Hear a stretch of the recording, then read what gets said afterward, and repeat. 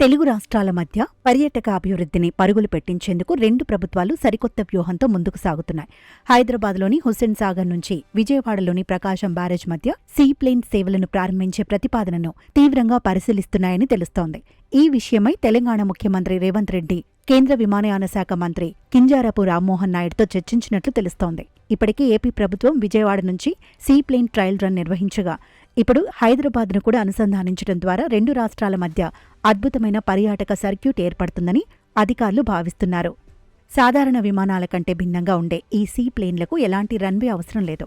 నీటిపైనే landing, takeoff అవుతాయి. అయితే దీనికోసం నీటిలో తగినంత లోతు ఉండటంతో పాటు ప్రత్యేకంగా వాటర్ ఏరోడ్రమ్ను ఏర్పాటు చేయాల్సి ఉంటుంది.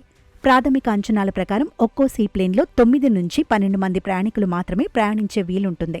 ఈ సేవలు అందుబాటులోకి వస్తే కృష్ణానది పరివాహక ప్రాంతాల మీదుగా సాగే ప్రయాణం పర్యాటకులకు ఒక మర్చిపోలేని అనుభూతిని అందిస్తుందని భావిస్తున్నారు.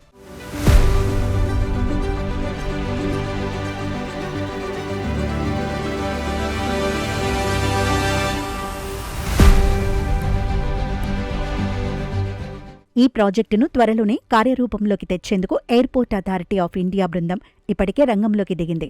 ఏఏఐ అధికారులు హైదరాబాద్ హుస్సేన్ సాగర్లో ల్యాండింగ్, టేకాఫ్ పాయింట్లతో పాటు ప్రయాణికులకు అవసరమైన మౌలిక వసతులను క్షేత్రస్థాయిలో పరిశీలించారు. త్వరలోనే ప్రకాశం బ్యారేజీ వద్ద కూడా పరిశీలన పూర్తి చేసి సమగ్ర నివేదికను రెండు రాష్ట్రాల ప్రభుత్వాలకు అందచేయనున్నారు. ఏపీలో ఇప్పటికే పలు పర్యాటక ప్రాంతాలకు సీప్లేన్ నడపాలని భావిస్తుండగా తెలంగాణ ప్రభుత్వం కూడా తోడవడంతో ఈ ప్రాజెక్టు త్వరలోనే పట్టాలెక్కే అవకాశాలు కనిపిస్తున్నాయి.